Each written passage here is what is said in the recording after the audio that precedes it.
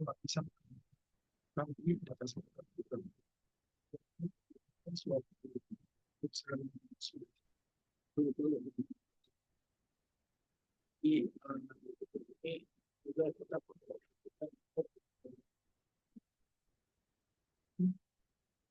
bisa dijaga dengan ketat gitu dalam dari nomor bisa aja sih informatis sekarang Google ada layar satu itu keamanan perimeter. Yang kedua ada layar dua di keamanan bangunan. Lalu yang ketiga ada layar tiga ada keamanan lantai dan data center. Lalu layar 4 ada keamanan server, layar 5 ada keamanan data, dan layar 6 ada keamanan aplikasi. Mungkin keamanan parameter ini yang membuat regulasi yang sangat ketat gitu ya, seperti untuk masuk data centernya, untuk parameter jangan parameter untuk keamanan bangunan.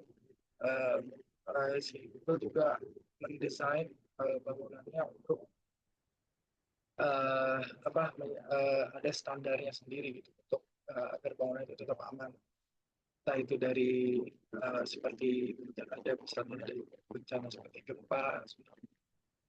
Jadi dari sisi bangunannya pun didesain atau arsitek yang mengutamakan keamanan di bangunan itu sendiri. Lalu keamanan lantai di data center itu seperti akses atau setiap lantai di setiap data center itu pasti ada security-nya, ada security check yang perlu kita lewati seperti layar pas kita dimasukin X-ray, terus juga kita di scan, terus juga tidak boleh membawa tas di data center, harus pakai tas transparan.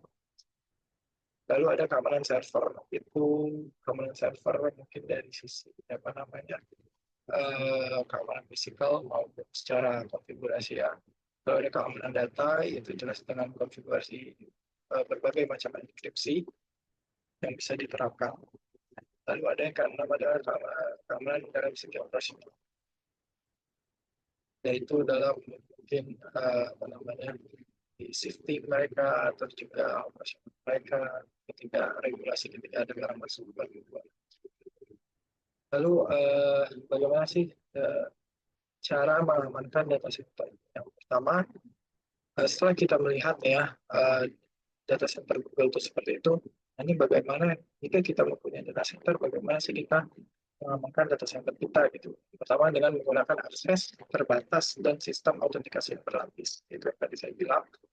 Aksesnya tuh misal sebelum kita masuk kita harus membuat KTP gitu, atau diberikan akses yang terbatas juga, nggak bisa sembarangan masuk, dan autentikasi yang berlapis. Misal saat mau masuk lantainya kita harus pakai akses, saat mau masuk kita pakai akses, dan saat mau konfigurasi perangkat yang ada di arah A misalnya itu harus ada kuncinya lagi.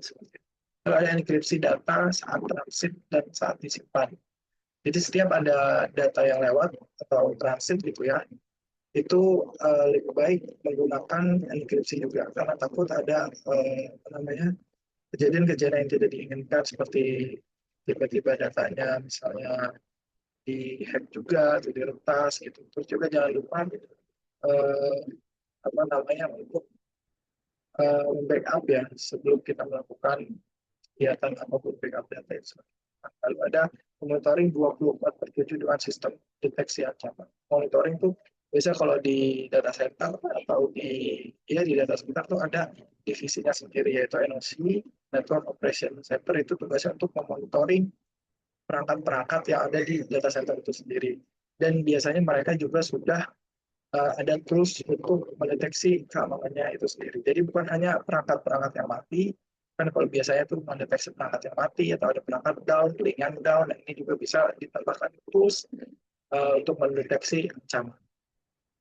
Biasanya dari perangkat-perangkat firewall ya.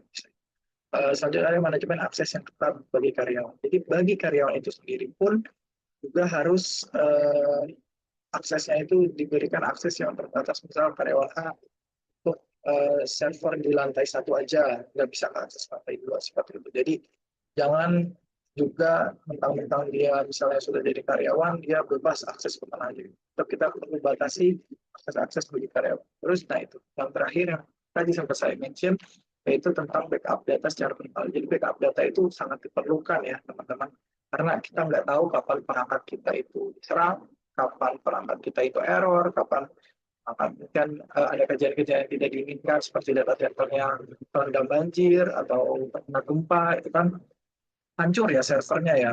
Itu mungkin bisa kita seketika servernya hancur, misalnya kita nanti mau ada apa pengadaan baru lagi, kita sudah punya backup data. Jadi datanya tinggal kita restore ke server yang baru atau ya ke data server yang baru, nanti datanya akan sama persis gitu ya dengan data server sebelumnya. Jadi backup data itu sangat diperlukan secara berkala. Mungkin kalau di tempat saya bekerja itu dia setiap bahkan 1 hari sekali teman, dia harus backup datanya.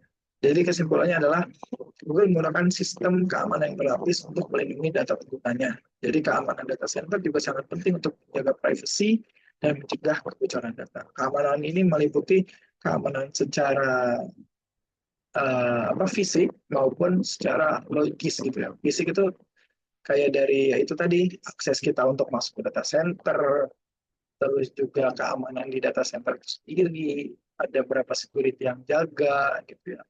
Kalau logistiknya mungkin itu dari sisi perangkatnya itu sendiri. Jadi perangkat itu harus dibatasi, jangan dibolehkan sembarang laptop atau sembarang perangkat itu nyolok ke perangkat di data center tersebut. Harus kita batasi.